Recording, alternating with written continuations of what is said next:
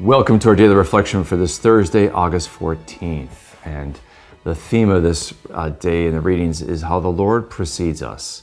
He shows us the way and He leads. And so we see this with the story of Joshua, because now we move to the book of Joshua. And Joshua has taken the baton from Moses, and he is the one who will lead the people of Israel into the promised land. But it's actually not really Joshua. It's going to be the Lord. And so God gives Joshua the instructions, and He says that I'm going to exalt you, that they may know, that is the people of Israel, that I am with you, just as I was with Moses.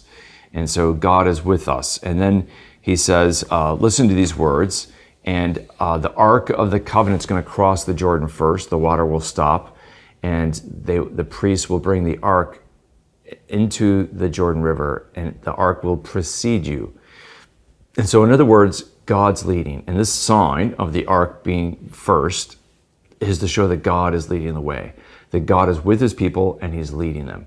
And that is such a great truth for us. And that's so true still. That was true for Israel in Joshua's day. It's still true for the church today, that it's not dependent on the priests, the bishops, and even the Holy Father, our Pope. It's dependent on God. He leads the way. The Pope, the bishops are following the Lord. Let's not forget this. This is not a human institution led by men. It is the divine institution, the kingdom of God, led by God. And that requires faith. And of course, the Psalm 114, reflects on how it was God leading the people. And that's why even the Jordan turned back and fled, and the mountains and hills skipped. In other words, all of creation obeys its creator. This is God's work, and we should give praise and thanks to God. And then we have the story of the gospel where Jesus gives a parable about forgiveness. But even here, God precedes us, because Jesus will forgive His enemies on the cross and throughout His life. And He shows us that we too must forgive our brothers. And if we don't imitate Jesus in forgiving, we can't follow Jesus into the new promised land of heaven.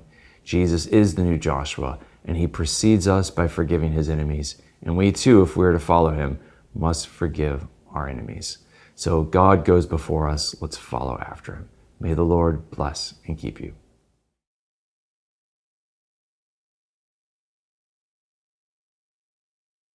This daily reflection is brought to you thanks to the generous support of the Mission Circle. Join the Mission Circle to help Catholics worldwide understand, live, and share their faith. Sign up at missioncircle.org today.